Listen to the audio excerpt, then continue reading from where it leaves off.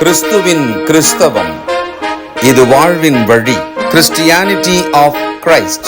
This is the way of life.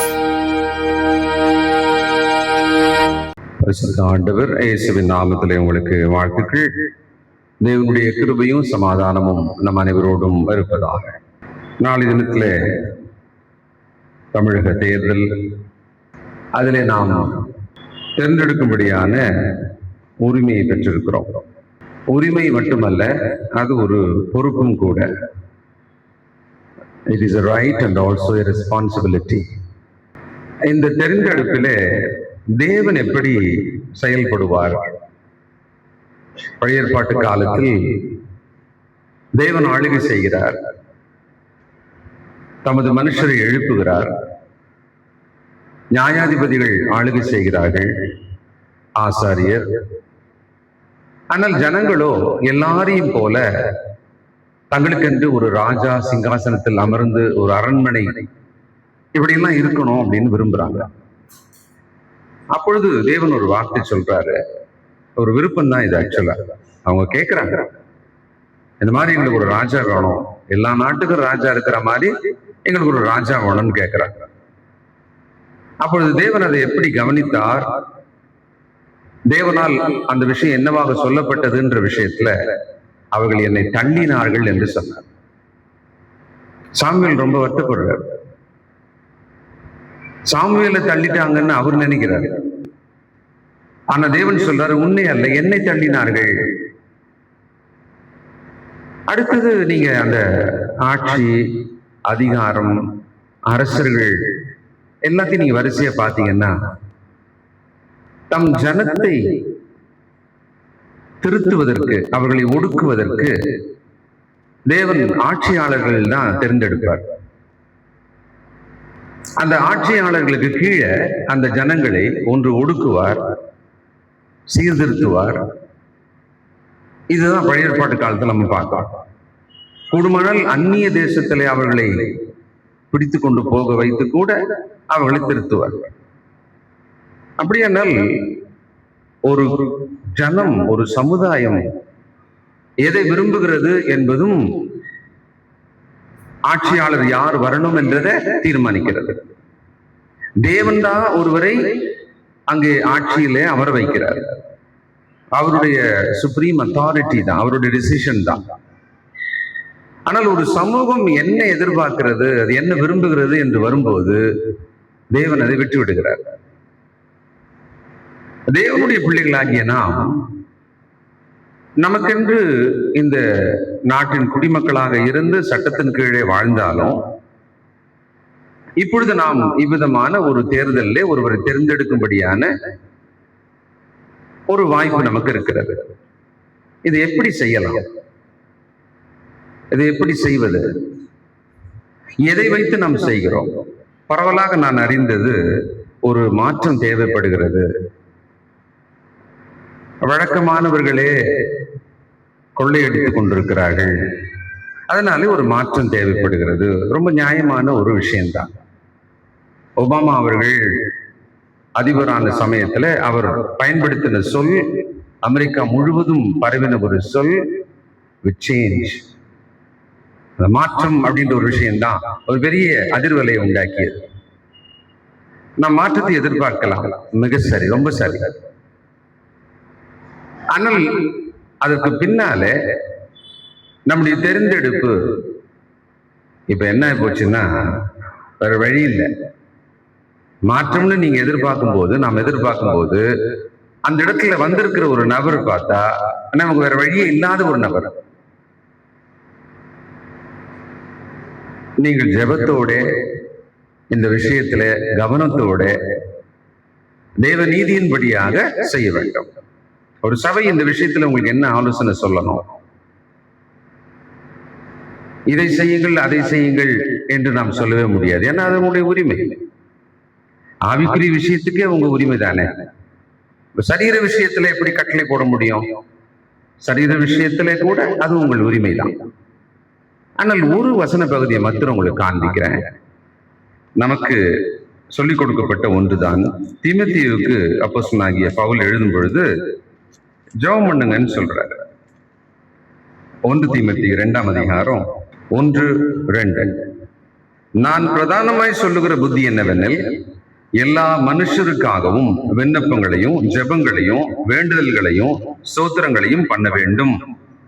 சரி, அப்படி பண்ண வேண்டும் சொல்லிட்டு நோக்கம் என்ன? நாம் எல்லா பக்தியோடும் நல் ஒழுக்கத்தோடும் கலகம் இல்லாமல் அமைதலுள்ள ஜீவனம் பண்ணும்படிக்கு ராஜாக்களுக்காகவும் அதிகாரம் உள்ளவர்களுக்காகவும் அப்படியேனா ஜெபம் பண்ண வேண்டும். ஜெபத்துடனே நீங்கள் தேவனுடைய நீதிக்கு உட்பட்ட சிந்தனையோட இந்த தெரிந்தெடுப்பை செய்ய வேண்டும். இந்த தெரிந்தெடுப்பு நம்முடைய அன்றாட வாழ்க்கைக்குள்ள என்ன பாதிப்பை ஏற்படுத்தும்? அது ஒரு பக்கம். இன்னொரு பக்கம், கிறிஸ்தவ மக்கள் நடுவில் நம்முடைய ஊழியத்துக்காக நாளை தினம் இந்த ஊழியத்தின் வளர்ச்சி அல்லது கிறிஸ்தவர்களோட வாழ்க்கை அதுக்கு என்ன மாதிரியான ஒரு பிரயோஜனம் இருக்கும், அதையெல்லாம் நாம் நினைக்க வேண்டும். ஏன்னா கலகம் இல்லாமல் அமைதலோடு ஜீவனம் பண்ணுவதற்கு நம் மீது இருக்க அதிகாரம் உள்ளவர்கள் ஒரு முக்கியமான காரணம். இந்தியாவில் ஒரு ஆளுகையின் கீழே இருக்கும் பொழுது அங்க என்ன நடக்கிறது, கிறிஸ்தவத்துக்கு என்ன, இதெல்லாம் நம்ம பாக்குறோமா இல்லையா? அப்போ இதெல்லாம் நம்ம கவனிச்சு பார்த்து நம்ம என்ன ஜெபம் பண்றோமோ அந்த ஜெபத்துல நம்ம யாருக்காக பண்றோமோ அதை இப்பொழுது தெரிந்தெடுக்கிற ஒரு வாய்ப்பை கடவுள் கொடுத்திருக்கிறார். சிந்தித்து நாம் செய்வோம். இன்றைக்கு நாம் வழக்கமான வேத வகுப்பிலே அப்போஸ்தலர் நடபடிகள் 27ஆம் அதிகாரம் 21 முதல்.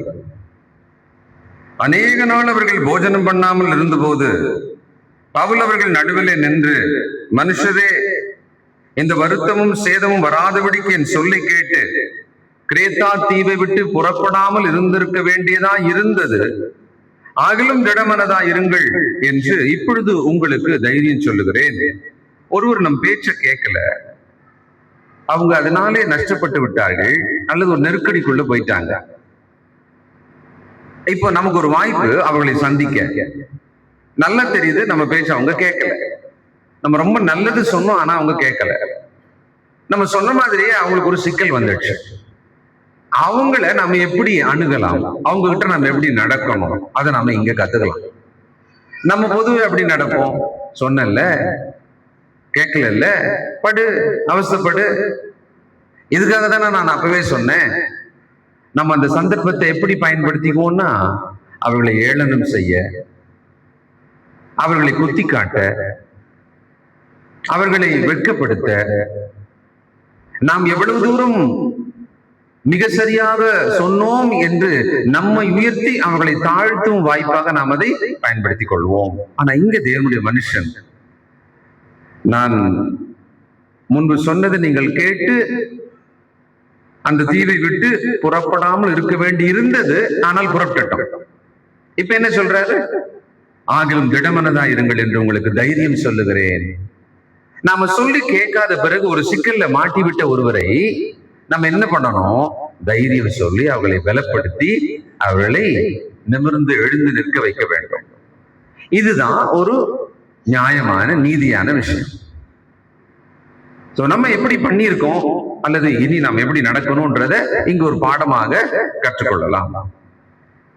கப்ப சேதமை அல்லாமல் உங்கள் ஒருவனுக்கும் பிராண சேதம் வராது. ஏனென்றால் என்னை ஆட்கொண்டவரும் நான் சேவிக்கிறவருமான தேவனுடைய தூதனானவன் இந்த ராத்திரியில் இடத்தில் வந்து, பவுலே, பயப்படாதே, நீ ராயனுக்கு முன்பாக நிற்க வேண்டும். இதோ உன்னுடனே கூட யாத்திரை பண்ணுகிற யாவரையும் தேவன் உனக்கு தயவு பண்ணினார் என்றான். ஆனபடியால் மனுஷரே, மறுபடியும் சொல்றாரு, திடமனதாயிருங்கள்.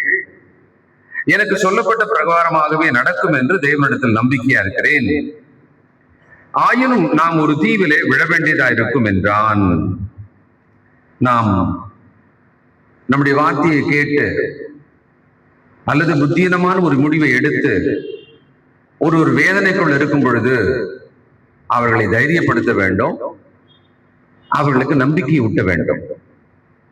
இதுதான் நம்முடைய கிறிஸ்துவுக்குள்ளாக ஆண்டவர் செய்வதாக இருந்தால் இதை செய்வார். அதுதான் நம்மளும் அந்த ஸ்டாண்டை தான் நம்மளும் எடுக்கணும். அடுத்தது, இங்கே தேவனிடத்துல ஒரு உயிர் சேதம் வராது அப்படின்னு சொன்ன பிறகு அவர் ஜெபம் பண்ணாரு, தேவன் வாக்கு கொடுக்கிறாரு, எல்லாரும் காப்பாற்றப்படுவார்கள் சொல்லிட்டாரு. ஆனா அது எப்படி நடந்ததுன்னா, நம்ம என்ன நினைப்போம், அப்படியே புயல் அமர்ந்தது, படகு அப்பொழுது மிக சரியாக பயணிக்க ஆரம்பித்தது, இதற்கு மேல அவர்களுக்கு எந்த ஒரு பிரச்சனையும் இல்லை, தொடங்கும் போது ஒரு தென்றல் அடித்தது இல்ல, அப்படி மீண்டும் தென்றல் அடித்தது அப்படின்னா ரொம்ப கரெக்டா இருந்திருக்கும், விஷயம் கரெக்ட் ஆயிடுச்சு. ஆனா அப்படி இல்லை. தேவன் பிராணசேதம் வராதுன்னு சொல்லிட்டார். ஆனாலும் அந்த விஷயத்துல, அவங்க பயணத்துல அடுத்து ஒரு கஷ்டம் வரக்கூடாது. தேவன் தைரியம் சொன்ன பிறகு, தேவன் நான் பாத்துக்கிறேன், நான் இருக்கிறேன் அப்படின்னு சொல்லிட்ட பிறகு மறுபடியும் ஒரு கஷ்டம் வரக்கூடாது. ஆனால் பாருங்க, தேவன் சொல்லியிருக்காரு, அடுத்து ஒரு துன்பம், ஒரு கஷ்டம் நமக்கு வரப்போகுது. வாழ்க்கையோட யதார்த்தம் இதுதான். ஒண்ணு போனா ஒண்ணு வருது, ஒரு கஷ்டம் போனா இன்னொரு கஷ்டம் வருது அப்படின்னு நம்ம சொல்றோம் இல்ல, பேசுறோம் இல்ல. வாழ்க்கை அப்படிதான் இருக்கும். ஆனா அதுக்கு நடுவுல தேவனும் நானும் எப்படி இருக்கிறேன்றதுதான் என்னோட தைரியம். தேவனும் எனக்குமான உறவு தான் என்னோட நம்பிக்கை. இதுதான் நான் பார்க்கணும். எனக்கு வரப்போற கஷ்டத்தை என்ன ஏதுன்னு தெரியாது, எப்படி வரும்னு தெரியாது, நாளை என்னன்னே தெரியாது. ஆனா தெரிஞ்ச விஷயத்தை வச்சு நான் என்ன பலப்படுத்திக்கலாம் இல்லையா? தெரிஞ்ச விஷயம் என்ன? என்னை ஆட்கொண்ட தேவன் எனக்கு தெரியும், அவருடைய வாக்குகள் எனக்கு தெரியும். அவர் எப்படிப்பட்ட வாக்கு கொடுத்திருக்கிறாராம்? 2 பேதுரு 1 அதிகாரம் 4ஆம் வசனம். அந்த வாக்கோட ஆழம் பாருங்க. 2 பேதுரு 1:4. தப்பி தெய்வீக சுபாவத்துக்கு பங்குள்ளவர்களாகும் பொருட்டு மகாமேன்மையும் அருமையுமான வாக்குத்தத்தங்களும்,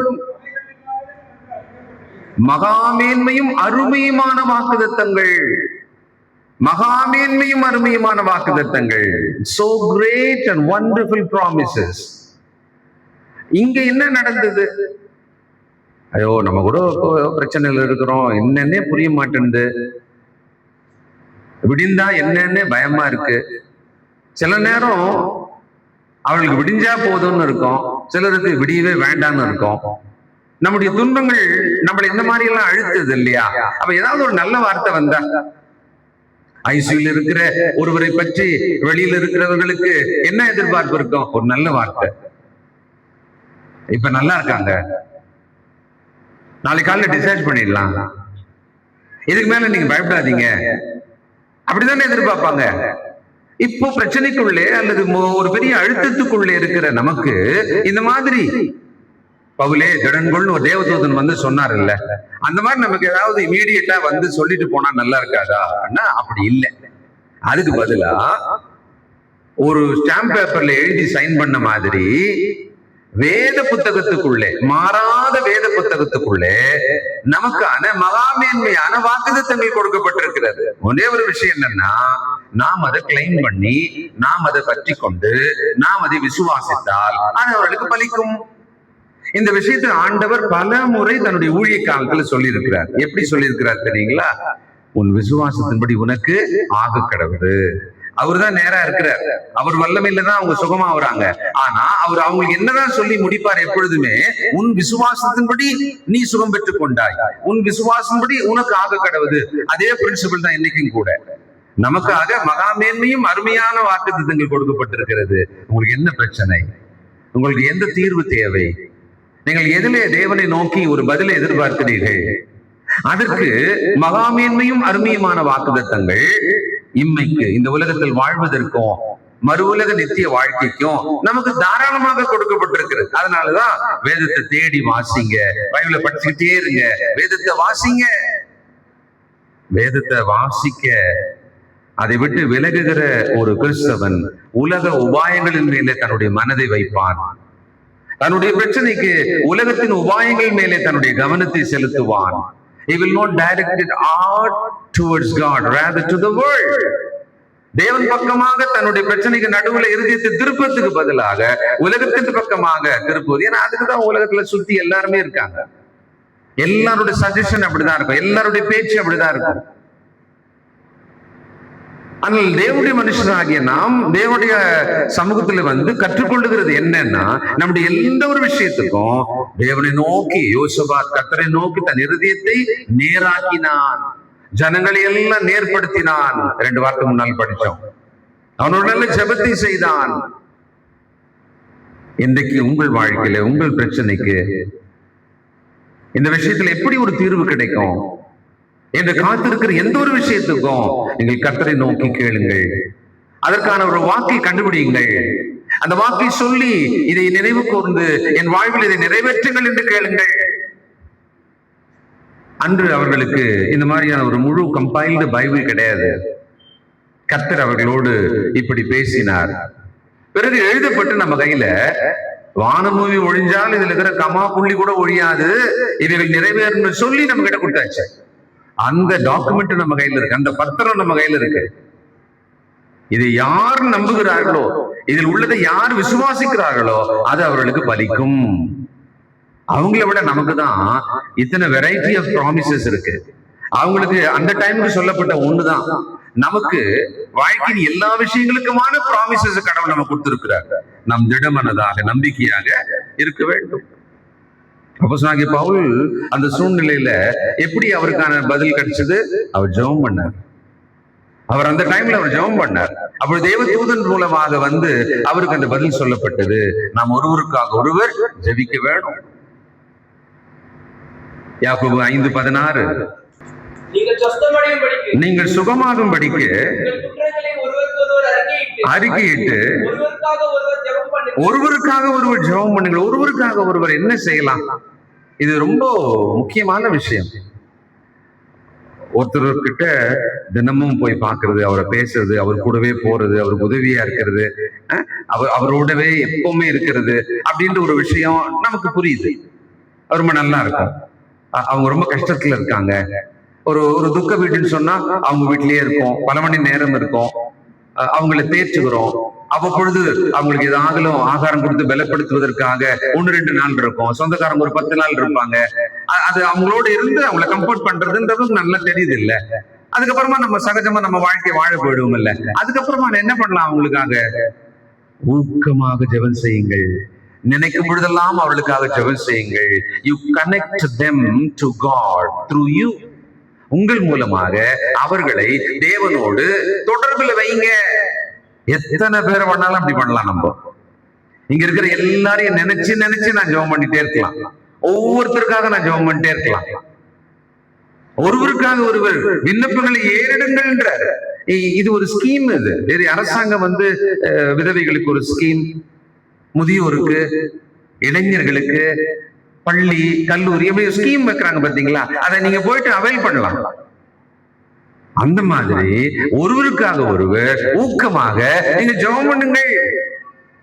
நாம் இந்த மற்றவங்களுக்காக ஜெபிக்கிற விஷயத்துல குறைஞ்சு போயிட்டோம். ஏன்னா நமக்காக ஜெபிக்கிறதுலயே இப்போ அதிகமான கிறிஸ்தவர்கள் கவனமாக இல்லை. நம்ம வேலை செய்யணும், ஓடணும், உழைக்கணும், நம்ம இந்த உலகத்துல போராடி வாழணும்ன்றதெல்லாம் தெரியுது தவிர ஜெபிக்கிற விஷயத்துல கொஞ்சம் கொஞ்சமா குறைஞ்சு போயிட்டே இருக்கிறோம்.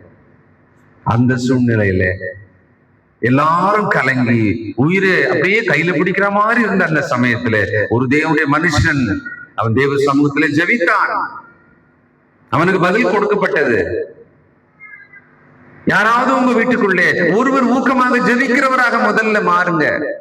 கணவன் மனைவியானால் நீங்கள் இருவரும் ஜெபிக்கிறவராக, ஊக்கமாக ஜெபிக்கிறவராக, ஜெபிக்கிறது ஒரு கவனம் இருக்கணும். இன்னைக்கு வழக்கம் இருக்கிறது, ஆனா அதுல அவ்வளவு ஆழமான ஒரு ஜாக்கிரதை இருக்கிறதா? வச்சு கொட்டிடுவேன், சாப்பிடுவாங்க. அது நல்லா இருக்கா? அப்படி சொன்னா நல்லா இல்ல. நீங்க வடிச்சு சாப்பாடு சமைத்து கொடுக்கிறீர்கள். இந்த வாக்கியத்திலேயே ஒரு வித்தியாசம் இருக்குல்ல. நான் வச்சு கொட்டுவேன் லந்தனிடம் குடும்பத்துல, நல்லா இல்ல. அவங்களுக்காக நான் பார்த்து நல்லா சமைச்சு வைக்கிறேன், அவங்களும் மகிழ்ச்சியா சாப்பிடுவாங்க. ரெண்டும் ஒரு விஷயம்தான். ஆனா அந்த ஸ்டேட்மெண்ட்லயும் நம்ம செயல்பாடுலயும் வித்தியாசம் தெரியுது இல்ல. ஜெபம் பண்றேன், காலைல பண்ணுவேன், நைட்டு நான் பண்ணிட்டு படுப்பேன். எவ்வளவு ஆழமா இருக்கு, எவ்வளவு உண்மையா இருக்கு, உங்களுக்கு தேவனுக்குமான அந்த தொடர்பு எவ்வளவு இருக்கு. சில நேரத்துல போன்ல யாராவது பண்ணாங்கன்னா பேசுவோம். அந்த போன் பேசும்போதே தெரிஞ்சிடும் அவங்களுக்கும் உங்களுக்குமான அந்த நெருக்கம் அல்லது அன்பு தெரிஞ்சிடும். சொல்லுங்க. அவன் வேண்டாதவனா இருப்பான் பொழுது இல்ல, சொல்லுங்க. நீங்களா சொல்லுங்க. அது எப்படி இருக்குது இல்ல, எல்லாம் சொல்லுங்க தான். அந்த சொல்லுங்கலயே டோன்லயே வித்தியாசம் தெரிஞ்சிடும் நம்மளுக்கு இல்ல. தேவனுக்கு நம்ம எப்படி ஜெபிக்கிறோம், தேவனை நோக்கி அப்பா என்று நம்ம எப்படி ஜெபிக்கிறோம். ஜெபம் பண்ண ஆரம்பிச்ச உடனே வழக்கமான வாக்கியங்கள்லாம் வரும் தான். சிந்திங்க. நம்முடைய வாழ்க்கை நிறைய ஜெபத்தை தேவனுக்குள்ள சொல்ல வேண்டி இருக்குல்ல, நிறைய ஜெபத்தை நாம் ஏறெடுக்க வேண்டி இருக்குல்ல. நம்முடைய அழுத்தங்கள் நமக்கு சொல்லுதில்ல. ஒரு சரியான ஜெபம் பதிலை கொண்டு வரும். இங்க பதிலை கொண்டு வந்தது அவருக்கு மட்டும் இல்ல, அவரோடு இருக்கிற எல்லாருக்குமான ஒரு ஆறுதல, ஒரு நம்பிக்கை அந்த பதில் கொண்டு வந்தது. திடமனதா இருங்கள், நம்பிக்கையா இருங்கள். அப்போ நான் ஜெபிக்கிறவனாக இருந்தால் நான் எப்படி இருப்பேன் அப்படின்னா, என்னை சுத்தி இருக்கிறவங்களுக்கு நம்பிக்கைய தைரியத்தை கொடுக்கறனா நான் இருப்பேன். இது ஒரு புது விஷயம். நான் நல்ல ஜெபிக்கிறவனாக இருந்தால் நான் முதல்ல நம்பிக்கையா இருப்பேன், நான் முதல்ல தைரியமா இருப்பேன். என்னை சுற்றி இருக்கிறவங்களுக்கு நான் என்ன பண்ணுவேன், நம்பிக்கையும் தைரியத்தையும் ஊட்டுவேன். இதுல இருந்தே தெரிஞ்சுக்கலாம் அவங்க நல்லா ஜெபிக்கிறவங்களா இல்லையா. சரியா ஜெபிக்காதவங்களா இருந்தா அவங்க எப்படி இருப்பாங்க, நம்பிக்கையின்மையை பேசுவார்கள், பிறருடைய தைரியத்தை அவர்கள் கெடுத்து போடுவார்கள். இங்கே அப்போஸ்தலனாகிய பவுல் இவர் மற்றவங்க கிட்ட கூட ஒரு லெட்டர் எழுதும்போது, நிருபம் எழுதும்போது எல்லாம் கேட்பார், எனக்காக வேண்டிக் கொள்ளுங்கள், எனக்காக ஜெபம் பண்ணுங்கள். ஏன்னா ஜெபம்ன்றது ரொம்ப முக்கியம்னு பவுலுக்கு தெரியும்.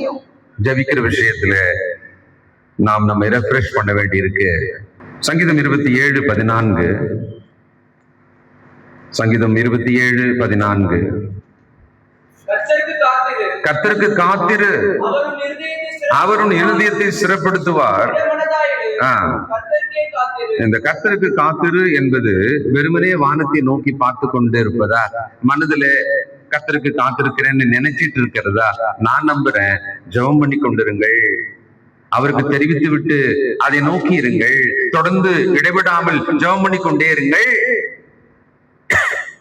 ஜெபம் பண்ணிக்கிட்டே இருக்கும் பொழுது நமக்குள்ள தானாக அந்த தைரியம் ஊறும். நாம் ஜெபம் பண்ணிக்கிட்டே இருக்கும் பொழுது, உறுதியாக நம்பிக்கையா ஜெபம் பண்ணிட்டே இருக்கும் பொழுது, பதில் வர்றதுன்றது அப்புறம் இருக்கட்டும். பதில் வர்றது அப்புறமா, நம்ம என்ன கேட்டோமோ அது அப்படியே பதிலா வர்றதுன்றது அப்புறம் இருக்கட்டுமே. நீங்க ஒரு சரியான ஜெபத்தை செய்து கொண்டே இருப்பீர்களானால் உங்களுக்குள்ள நம்பிக்கை பலன் ஊறும். அது ஒரு வசனம் காண்பிக்கிற பிலிப்பியர் பாருங்க, இதைதான் நமக்கு அர்த்தப்படுத்துது. 4ஆம் அதிகாரம், நமக்கு ரொம்ப தெரிஞ்ச வசனம் தான் அது. 6. நீங்கள் ஒன்றுக்கும் கவலைப்படாமல் எல்லாவற்றையும் குறித்து உங்கள் விண்ணப்பங்களை ஸ்தோத்திரத்தோடு கூடிய ஜெபத்தினாலும் வேண்டுதலினாலும் தேவனுக்கு தெரியப்படுத்துங்கள். இதை நீங்க தெரியப்படுத்திட்டே இருக்கீங்க, ஜெபம் பண்ணிக்கிட்டே இருக்கீங்க. அப்பொழுது என்ன நடக்கும்? எல்லாவற்றுக்கும் மேலான தேவ சமாதானம். இது நான் கேட்ட ஒரு விண்ணப்பம் இல்லை. நான் கேட்டது இந்த பணம் கடன் அடைக்கணும், நான் கேட்டது இந்த நடுவுல பிரச்சனை சரியாகணும், நான் கேட்டது எனக்கு வேலை கிடைக்கணும். அந்த நேரடி பதில் பெறுவதற்கு முன்னாலே நான் என்னுடைய விண்ணப்பங்களை, என்னுடைய கவலை எல்லாம் தேவன் மேல வச்சுட்டு நம்பிக்கையோடு அவரை நான் விண்ணப்பித்துக் கொண்டே நான் ஜெபம் பண்ணி கொண்டே இருப்பேன். ஆனால் அந்த சமயத்துல நமக்கு என்ன கிடைக்குமா? எல்லா புத்திக்கும் மேலான தேவ சமாதானம் உங்கள் இருதயத்தை கிறிஸ்து இயேசுக்குள்ளே காத்துக்கொள்ளும். அப்ப கிறிஸ்துக்குள்ளே எனக்கு ஒரு கான்பிடன்ட் கிடைக்கும், கிறிஸ்துக்குள்ளே எனக்கான ஒரு அமைதி கிடைக்கும், ஒரு சமாதானம் கிடைக்கும். இனி பயம் இல்ல, அதான சமாதானம். எனக்கு என்னமோ நம்பிக்கையா இருக்கு இப்ப, அதான சமாதானம். அந்த சமாதானம் கிடைக்குமா? தயவு செய்து ஆடிக்கொண்டிருக்கிற கப்பல் எப்பொழுது உடையும் என்று நினைத்து 273 பேர், இந்த 3 பேர் எப்படி இருந்தாங்கன்றது நமக்கு தெரியல. அதுல ஒருத்தராகி பவுலை பத்தி நமக்கு தெரியும். மத்த 2 பேரும் நிச்சயமா சேர்ந்து அவரோட சேர்ந்து ஜெபம் பண்ணிருப்பாங்கன்னு தான் நாங்க நம்புறோம். அந்த 273 பேரும் அவளுக்கு என்னன்னே புரியாத அளவுக்கு செத்துட்டா கூட நல்லா இருக்கும், சாக போகிறோம் சில நிமிடங்கள் என்று நினைத்து கொண்டிருந்தார்கள். அவர்களுக்கு நம்பிக்கை, தைரியம். ஜெபிக்கிறவர்கள் பிறருக்கு நம்பிக்கையும் தைரியத்தையும் கொடுப்பார்கள். எழுதிக்கங்க, ஜெபிக்கிறவர்கள் பிறருக்கு நம்பிக்கையும் தைரியத்தையும் கொடுப்பார்கள். உண்மையா இருந்தா ஒத்துக்கங்க. இதை வேணுமானா நீங்க உங்க வாழ்க்கைக்குள்ளே அனுபவித்து பாருங்க. இப்போ தைரியம் சொல்லிட்டாரு, நம்பிக்கை சொல்லிட்டாரு. அப்புறம் என்னாச்சு? 27ஆம் அதிகாரம் 27. 14ஆம் ராத்திரி ஆனபோது நாங்கள் ஆதிரியா கடலிலே அலைவுபட்டு ஓடுகையில் நடு ஜாமத்துல கப்பலாட்களுக்கு ஒரு கரை கிட்டி வருகிறதாக தோன்றிற்று. உடனே அவர்கள் விடுது விட்டு 20 பாகம் சொன்னா 150 அடி, 120 அடி, மன்னிக்கணும், 120 அடி. அதுக்கப்புறமா கொஞ்சம் பாக்குறாங்க, சற்று புறம் போன பிறகு விழுது விட்டு 15 பாகம்னா 90 அடி. பாறை இடங்களில் விழுவோம் என்று பயந்து பின்னணியத்தில் அந்த பெரிய படகுக்கு பின்னால, முன்பக்கம் இல்ல பின்பக்கமாக 4 நங்கூரங்களை போட்டு, ஏன்னா முன்னால மண்ணுல போய் சொருக போறோம்னு தெரியுது, பின்னால அவங்க நங்கூரம் போட்டு இப்படி நிறுத்திட்டாக்கா அந்த மண்ணும் முதல்ல இருக்கும், முன்னால இருக்கும், பின்னால நங்கூரம் ஸ்டாப் பண்ணிக்கும். இப்படிதான் அவங்க பிளான். அப்படிதான் அவங்க போறாங்க. அந்த அந்த துறைமுகம், அந்த ஒரு கடற்கரை போல இருக்கிறது, அதுல போயிட்டு இவங்க செட்டில் ஆக முயற்சி பண்றாங்க. அப்படியே கப்பல் ஆட்கள், முக்கியமானது 29ல பாறை இடங்களில் விழுவோம் என்று பின்னணியத்திலே 4 நங்குகளை போட்டு பொழுது எப்பொழுது விடியும் என்று இருந்தார்கள். பொழுது எப்பொழுது விடியும் என்று இருந்தார்கள். இப்படி ஏதாவது ஒரு நினைப்பு, எப்ப பொழுது விடியும்னு நீங்க இருந்ததுண்டா? இரவு மிக பயங்கரமான ஒரு இரவாக உங்களுக்கு இருந்திருக்கும். பொழுது விடிந்த உடனே தான் அதுக்கான தீர்வுன்னு நீங்க நினைக்கிறதா இருந்தா அந்த அந்த இரவு முடிவதற்கு நம்ம ரொம்ப காத்திருப்போம்ல. நேர ஆப்போசிட்டாவும் இருக்கும். விடியவே கூடாது, விடிஞ்சா இந்த சவாலை நான் எதிர்கொள்ளணும், இல்லை இந்த ஆளை போய் பார்க்கணுமே, இந்த பதில் நான் சொல்லி ஆகணுமே, ஐயோ விடியவே கூடாது, அப்படி கூட நமக்கு இருக்கலாம். அதுக்கு நடுவுல தேவனுடைய வாக்கு நமக்கு இருக்குமானால் அது நம்முடைய தைரியமாக இருக்கும். தேவனுடைய வாக்கை நாம் பற்றி கொண்டிருந்தால் யாருக்குமே விளங்கியிருக்க முடியாத அளவுக்கு, நம்மால விவரிக்க முடியாத அளவுக்கு ஒரு சமாதானத்தை நமக்கு மட்டும் கொடுப்பார். அது எக்ஸ்பீரியன்ஸ் பண்ணா கண்டிப்பா தெரியும். நம்மளால விவரிக்கவே முடியாது. இல்ல விஷயம் ஒரே மாதிரி தானே இருக்கு, ஒண்ணுமே சரியாவே இல்லை, இன்னமும் சரியாயிட்ட மாதிரி பேசுற. சில நேரத்துல சொல்லுவாங்க நம்மளுக்கு, இல்ல இல்ல சரியாயிடும், இல்லையே இன்னும் மோசமான போயிட்டு இருக்குது, இல்ல நான் ஜெபம் பண்ணிருக்கேன், நிச்சயமா தேவன் செய்வார் பாரு, இல்லையே நேற்று விட இன்னைக்கு மோசமாயிடுச்சு. ஆனா உங்களால மட்டும் ஏன் அப்படி பேச முடியுது? உங்க மனசுக்குள்ள தேவன் அந்த நம்பிக்கைய கொடுத்திருக்கிறாரு. நீங்கள் அவனத்துல விண்ணப்பம் பண்ணினதுனால அந்த அனுபவம் நிச்சயமா நமக்கு இருந்திருக்கும். இன்றைக்கு மீண்டும் அந்த அனுபவத்தை நாம் தொடர்ந்து காப்பாற்றிக் கொள்ள வேண்டும். எப்பொழுது விடியும் என்று காத்திருந்தார்களாம். அப்பொழுது கப்பல் ஆட்கள் கப்பலை விட்டு ஓடி போக வகை தேடி முன்னணியத்தில் இருந்து நங்கூரங்களை போடுகிற போல் பாவனையாக படவை கடலில் இறக்குகையில் பவுல் 100க்கு அதிபதியும் சேவகரையும் நோக்கி, இவர்கள் கப்பலில் இராவிட்டால் நீங்கள் தப்பி பிழைக்க மாட்டீர்கள் என்றான். இப்ப அந்த கப்பல்ல இருக்கிறவங்களுக்கு எல்லாம் கமாண்ட் யார் ஆயிட்டா? ஆனா முதல்ல இவர் சொன்னப்ப அந்த கப்பல்ல மாலுமி கேட்கல, கப்பல் ஓனரும் கேட்கல, ஜனங்களும் கேட்கல. ஆனா தேவன் அப்படியே சூழ்நிலை திருப்பின்னு வந்துட்டாரு. இப்ப இவரோட டைரக்ஷன்ல மட்டும்தான் மாலுமியில இருந்து, கப்பல் ஓனர்ல இருந்து ஜனங்க எல்லாருமே நடக்கிறாங்க. வாழ்க்கையில நம்முடைய பேச்சு எடுபடல, நம்ம எது பேசினாலுமே எடுபடல அப்படின்னு நீங்க நினைச்சு வருந்துறீங்களா? உங்க பேச்சுக்கு ஒரு மதிப்பு இருக்கணும், ஆனா மதிப்பு இல்லாமலே போதே அப்படின்னு நீங்க நொந்து போறீங்களா? காத்திருங்கள், ஒரு நாள் வரும் உங்கள் பேச்சை எல்லாருமே கேட்டு மதிக்கத்தக்கதாக தேவன் அதை கனப்படுத்துவார். உன் நீதி தெரியாமலே போகிறது என்று கவலைப்படாத, ஒரு நாள் அது சூரியனை போல பிரகாசிக்கும் என்று சங்கீதக்காரன் சொல்லுகிறார். சில நேரம் இப்படி ஒரு வருத்தம் நமக்கு இருக்கலாம். அது வேலை மேல இருக்கலாம், வீட்டுல இருக்கலாம். நம்ம பேச்சு எடுபடவே இல்லை. சிலர் பேச ஆரம்பிச்சால நிறுத்துவாங்க, நீ பேசாத, உனக்கு ஒண்ணுமே தெரியாது. அம்மாமார்களை நிறைய பேர் சொல்லியிருப்பாங்க, உங்க உறவுக்காரங்க நடுவில் உங்களை சொல்லியிருப்பாங்க. ஆனால் நீங்கள் ரொம்ப நியாயமானது, அவங்களை காப்பாற்றுற விஷயத்தை தான் சொல்ல முயற்சிக்கிறீங்க. ஒருவேளை அது எடுபடாமலே போயிட்டே இருக்குதா, பரவாயில்ல, you just speak to God and pray for them. There will be a time everybody will listen to you. Everybody will listen to you. தேவன் அப்படி மாத்திடுவாருங்க. அப்படியே மாத்திட்டாரு. இப்ப மாலுமியும் கேட்டாகணும், சோல்ஜர்ஸ் வந்தா பாருங்களேன், ரோம சோல்ஜர்ஸ், இந்த கைதிகளுக்காக அவனும் கேட்டாவணும், அந்த கப்பலோட ஓனர் அவரும் கேட்டாவணும், ஜனங்க எல்லாருமே கேட்டாகணும். ஒருத்தன் வெளியே போயிட்டா கூட ஒருத்தரும் உயிரோடு போக மாட்டீங்க. என்ன மாதிரியான ஒரு கமாண்ட் இல்ல, எல்லாருமே உள்ள இருக்கணும்னு பாருங்க. அப்பொழுது போர்ச்சேவர்கள் படவின் கயிறுகளை அறுத்து இம்மீடியட்டா ஒரு ஆக்ஷன், அதை தாழ விட்டார்கள். பொழுது விடுகையில் எல்லாருக்கும் போஜனம் பண்ணும்படி பவுல் அவர்களுக்கு தைரியம் சொல்லி, மீண்டும் தைரியம் சொல்றாரு. பவுல் அந்த சந்தர்ப்பங்களை எல்லாம் தன்னை பெருமைப்படுத்திக் கொள்ள பயன்படுத்தவே இல்லை. தனக்கு மிக பெருமையான ஒரு இடம், தன் பேச்சை மட்டுமே எல்லாரும் கேட்கிற ஒரு இடம் தான் கிடைச்சது. ஆனாலும் அவளுக்கு தைரியம் சொல்வதிலேயே கவனமாக இருந்தார். He had a very good godly heart. இதை நம்ம கற்றுக்கொள்ளணும். சாப்பிட வைக்கிறாரு. ஏன்னா அவங்க 14 நாள் ரொம்ப அவசரப்பட்டாங்க, பலனே இல்லை.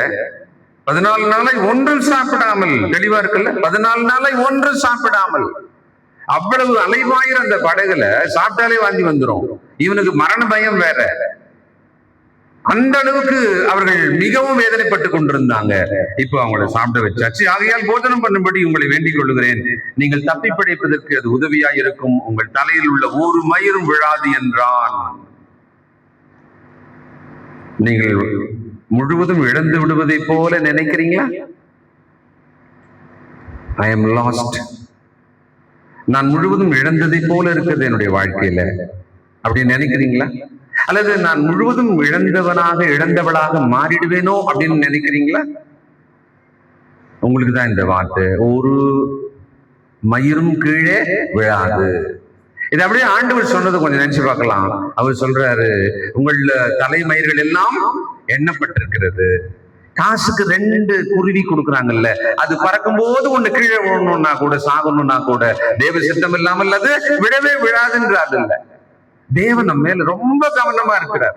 நான் தான் அவர் என்ன கவனிக்கிறாருன்னு கவனிக்காம இருக்கேன்.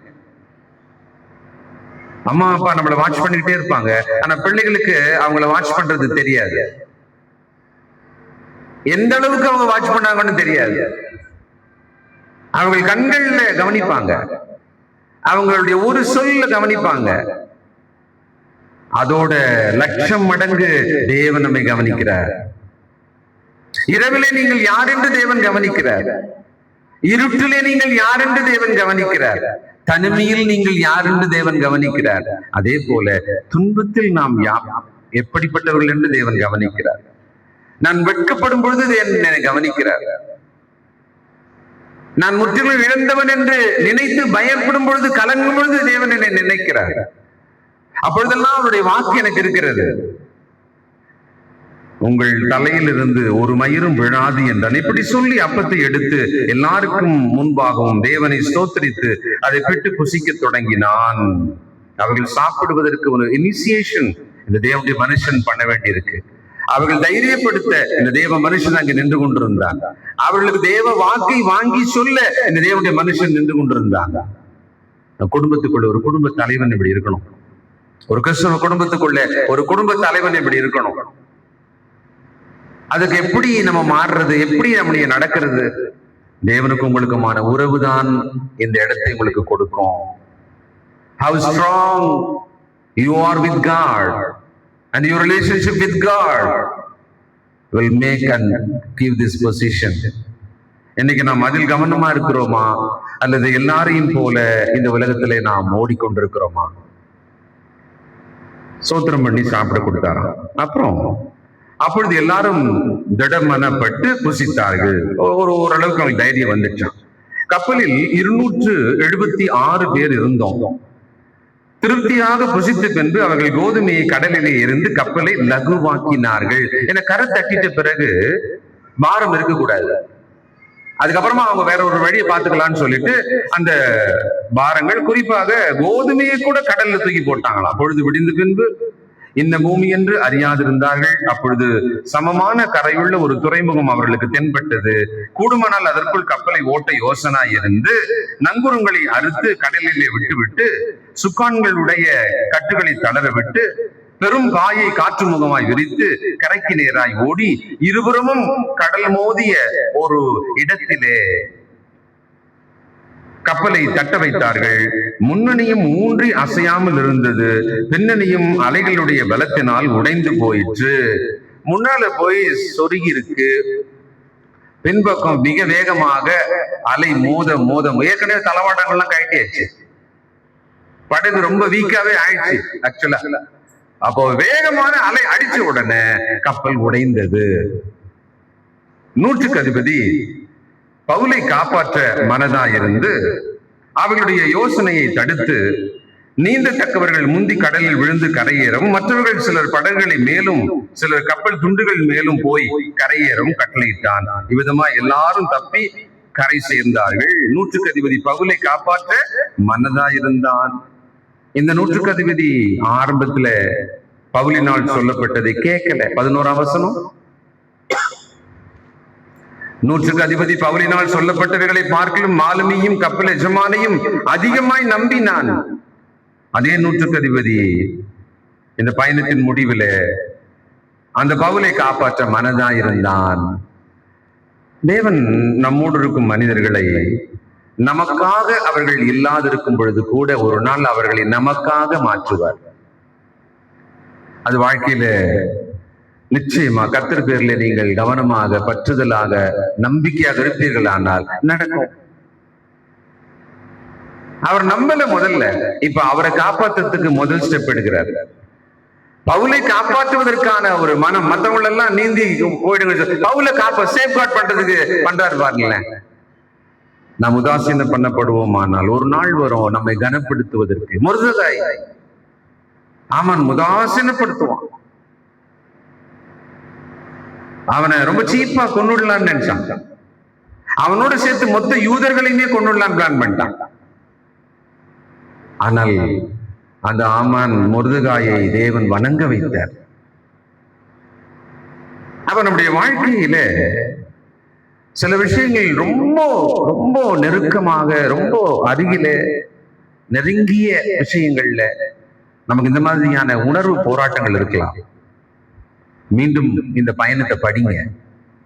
தேவன் ஒவ்வொரு சந்தர்ப்பங்கள்ல எப்படி பதில் கொடுத்தாரு, அப்போஸ்தலனாகிய பவுலோடு கூட அவர் எப்படி நடந்து கொண்டாரு, நம்முடைய பிள்ளைகள் மேலே அவர் எவ்வளவு கவனமாக இருக்கிறாரு, அது நிமித்தம் அவர் எப்படி சுற்றி இருக்கிற ஒரு விஷயத்துல தன்னுடைய செயலை காட்டுறாரு, கவனிச்சு பார்க்கணும். நமக்கு இன்னும் நம்பிக்கை அதிகமாகணும். 28 அதிகாரம். நாங்கள் தப்பி கரை சேர்ந்த பின்பு அந்த தீவின் பேர் மெலித்தா என்று அறிந்தோம். அந்த தீவுக்கு போயிட்டாங்க. ஒரு சில வசனங்களை நாம் வாசி முடிப்போம். இப்போ அந்த புயல் அடங்கி உடனடியாக நான் ஏற்கனவே சொன்ன மாதிரி அவர்களுடைய பயணம் இனிதாக அமையல. பவுல் பேசிட்ட பிறகு இப்போ படகே உடஞ்சிச்சு. அவன் பலகை அது இதை புடிச்சுக்கிட்டு அப்படி நீந்தி கரை சேர்ந்து அப்புறமா எண்ணி பார்த்தா எல்லாம் கரெக்டாக இருந்திருப்பான். அந்த அளவுக்கு தான் அவங்களுடைய அந்த பயணத்தோட எண்டு இருந்தது. அப்ப தேவன் நமக்கு உதவி செய்யறதா இருந்தா எல்லாமே ரொம்ப சூப்பரா, ரொம்ப அழகா, பர்ஃபெக்டா, நல்லா இல்ல. கானாவூர்ல ஆண்டவர் இருந்தப்ப கல்யாணத்துல அந்த திராட்சரசம் குறைபட்டிருக்கவே கூடாது ஒண்ணு அப்படின்னு நினைக்கலாம். அவர் இருக்கிறாருன்னா அந்த இடத்துல அது குறைவு பட்டிருக்கவே கூடாதே. நம்ம எல்லாம் அப்படிதான் நினைக்கிறோம். இந்த துன்பம் வந்திருக்கவே கூடாது, இந்த நெருக்கடி வரவே கூடாது, இந்த கஷ்டம் வரவே கூடாது, அப்படிதான் நம்ம நினைக்கிறோம். இல்ல, நமக்கு துன்பம் வரும், நமக்கு எல்லாரும் மாதிரியே கஷ்டம் வரும், எல்லாரை விடவும் நமக்கு கஷ்டம் வரும், எல்லாரை விட நம்ம ரொம்ப போராடிதான் உன்னை பெறற மாதிரியே இருக்கும். ஆனா அதுக்குள்ள தேவனுடைய நீதி இருக்கும், அதுக்குள்ள தேவ சமாதானம் இருக்கும், தேவ கரம் அது உள்ள இருக்கும். நாம் சொல்வதற்கான காரணங்களை நம் வாயினாலே அந்த தேவ செயலை சொல்வதற்காக தேவன் நம்மளை வழிநடத்துவார். நம்முடைய வாழ்க்கையை தேவனுக்கு சாட்சியாக அவர் பல விஷயங்களை நம்மளை நடத்தி செல்வார். என் வாழ்க்கை தெரிஞ்சு பார்த்தா நிறைய இருக்கு கர்த்தருடைய கரம் செயல்பட்டதுக்கு. உங்க வாழ்க்கையில ஒவ்வொருத்தர் வாழ்க்கையிலுமே இருக்கு. அதுதான் நமக்கான தைரியம், நமக்கான பலம். அப்ப இந்த சூழ்நிலையில புயல் அமர்ந்து போகல, கடல் அலை ஓய்ந்து போகல, ஆனால் படகும் உடைந்தது. அவர்கள் இன்னும் கதிகலங்கிற அளவுக்கு ஒரு சூழ்நிலை மறுபடியும் அந்த ஜபத்துக்கு பிறகும் வந்தது. ஆனால் இப்ப நம்ம என்ன நினைக்கிறது, தேவன் எப்படிப்பட்டவர்னா ரோமர் 8:28 தான். எல்லாவற்றையுமே, இப்படி நடக்கிற எல்லாத்தையுமே அவர் என்ன பண்ணிடுவாரா? நன்மைக்கு ஏதுவாக மாற்றுவார், நன்மைக்கு ஏதுவாக அதை நடத்தி விடுவார். அதுதான் நமக்கு தெரிய வேண்டிய விஷயம். நன்மைக்கு ஏதுவாக மாற்றுவார். ஒரு அமைதலான ஒரு இடத்துக்கு அவர்கள் போய் சேர்ந்தார்கள். தேவன் நம்முடைய வாழ்க்கையில கூட நம்மை பலப்படுத்தி காப்பார். சங்கீதம் 42:5 நாம் வாசிக்கலாம். சங்கீதம் 42. என் ஆத்துமாவே நீ ஏன் கலங்குகிறாய்? ஏன் உனக்குள்ளே தியங்குகிறாய்? தேவனை நோக்கி காத்திரு. ஆத்துமாவே நீ ஏன் கலங்குகிறாய்? ஏதோ ஒரு கலக்கம். அவ்வப்பொழுது நம் மனம் கலங்கி போகிறது. நினைச்சாலே கலக்கமா இருக்குன்னு சொல்றோம் இல்ல? தேவன் நம்மளை பார்த்து சொல்றாரு, ஏன் கலங்குகிறாய்? நீ ஏன் தியங்குகிறாய்? அப்படின்னா குழப்பப்படுற, ஏன் குழப்பமாகிறாய்? ஆத்மாவே நீ இப்படி ஆகாத. அந்த ஆத்மாவுக்கு வேற வேலை இருக்கு, இது இல்ல வேலையா? வேற என்ன வேலை? கர்த்தர் செய்த உபகாரங்களை நினை. இன்னொரு இடத்துல சொல்றாருல 103. அப்ப அந்த ஆத்மா கலக்கம், ஒரு குழப்பம், அதுக்கு அட்மிட் பண்றதை விட அந்த ஆத்மாவை ஏற்கனவே கர்த்தர் செய்த உபகாரங்களை நினைக்கிற வேலையை கொடுத்தோம். அதுக்கு அவர் செய்த உபகாரங்களை மறவாதே, என் ஆத்மாவை அவரை ஸ்தோத்திரி, அந்த வேலையை கொடுத்துடணும் இல்லையா? ஃபயர் அதான் சொல்லுவார், கவலைப்படணுமே இந்த விஷயத்துக்குன்னா அதுக்கு எனக்கு டைம் இல்லைன்னு, எனக்கு வேற வேலை இருக்கு. கவலைப்படுறதுக்கு, புலம்புறதுக்கு எனக்கு டைம் இல்லை. அதை விட தேவனை துதிக்கிறதுக்கு, அவரை பற்றி பேசுவதற்கு தான் டைம் இருக்கு. என் ஆத்துமாவே ஏன் கலங்குகிறாய்? ஏன் தியங்குகிறாய்? இங்க இருக்கிற ஒவ்வொருத்தருடைய வாழ்க்கைக்குள்ள நினைக்கும் போது ஒரு கலக்கம் வர்ற மாதிரி விஷயம் இருக்கலாம். சிலர் அத உடம்புலயே உணர்ற மாதிரி கூட இருக்கலாம். நினைக்கும் போது அடிவயிறு கலங்குது, அப்படியே நெஞ்சமெல்லாம் அடைக்கிற மாதிரி இருக்கு. அந்த அளவுக்கு அந்த விஷயத்தை நினைச்ச உடனேயே அந்த எண்ணமே நமக்குள்ள வந்து நம்மளை அப்படியே இறுக்கி பிடிக்கிற மாதிரி இருக்கு இல்லையா? அததான் சொல்றாரு, நீ ஏன் கலங்குகிறாய்? நீ ஏன் தியங்குகிறாய்? அப்போஸ்தலனாகிய பவுல போல அவரும் தானே அந்த படகுல இருந்தாரு. அவரு என்ன பக்கத்து படகுலையா வந்தாரு? அதே படகு உள்ளதான் அவரும் இருந்தாரு. அவரும் மனுஷன் தான், அவர் பல துன்பங்கள் பட்டவர் தான். ஆனா என்ன வித்தியாசம்னா, மற்றவங்களுக்கும் அவருக்கும் தேவனுக்குமான அந்த உறவு தான் வித்தியாசம். What makes the difference? When you are in trouble, when others are in trouble, அவங்கள விட இன்னும் மோசமான ட்ரபிள்குள்ளவே நம்ம இருக்கலாமே, இருக்கட்டுமே. ஆனா எனக்கும் அவனுக்குமான வித்தியாசம் தான் ஒரு பெருசா இருக்குல்ல. என் தேவன் ஜீவன் உள்ளவராக, என் தகப்பனாக இருக்கிறார். என் ஆண்டவர் என் ரட்சகராக, எனக்காக பரிதவித்து எனக்காக பரிந்து பேசுபவராக இருக்கிறார். ஆவியானவர் எனக்காக நான் என்ன வேண்டிக்கிறதுனே தெரியாத பொழுது பெருமூச்சுகளோடு எனக்காக வேண்டிக் கொள்பவராக இருக்கிறார். அநேக பரிசுத்தவான்கள் எனக்காக வேண்டுதல் செய்கிறார்கள். நானும் என் தேவனை நோக்கி வேண்டிக் கொண்டிருக்கிறேன். இவ்வளவு விஷயங்கள் நமக்கு இருக்கு இல்லையா? இதெல்லாம் நம்ம சரியா செய்யறோமா? இந்த அழகான பயணம், ஆனால் மிகப்பெரிய ஒரு கலக்கமான ஒரு பயணம். ஆனால் நம்ம கொடுத்த பாடங்கள் இதுல ரொம்ப முக்கியம். ஜெபம் செய்வோம். சர்வ வல்லமையும் இரக்கமுள்ள நல்ல பிதாவே, நன்றியோடுமை துதிக்கிறோம்ப்பா. எத்தனை ஆச்சரியமான கிருபை தயவை எங்கள் வாழ்விலே நீர் கொடுத்திருக்கிறீர். கண்ணிலே பார்க்கிற அனுபவிக்கிற நன்மைகள் மேலாக உம்முடைய வேத வசனமாகிய பொக்கிஷத்தை, பொன்னை, மிகப்பெரிய வெளியேற பெற்ற வைடூரியம், மரகதம் போன்ற இந்த வெளியேற பெற்ற வசனங்களை எங்கள் கையில கொடுத்திருக்கிறீரப்பா. நன்றியோடு துதிக்கிறோம், உம்மை ஸ்தோத்திரிக்கிறோம், நாமத்தை மகிமைப்படுத்துகிறோம். உம்முடைய வார்த்தைகளுக்காக நன்றி.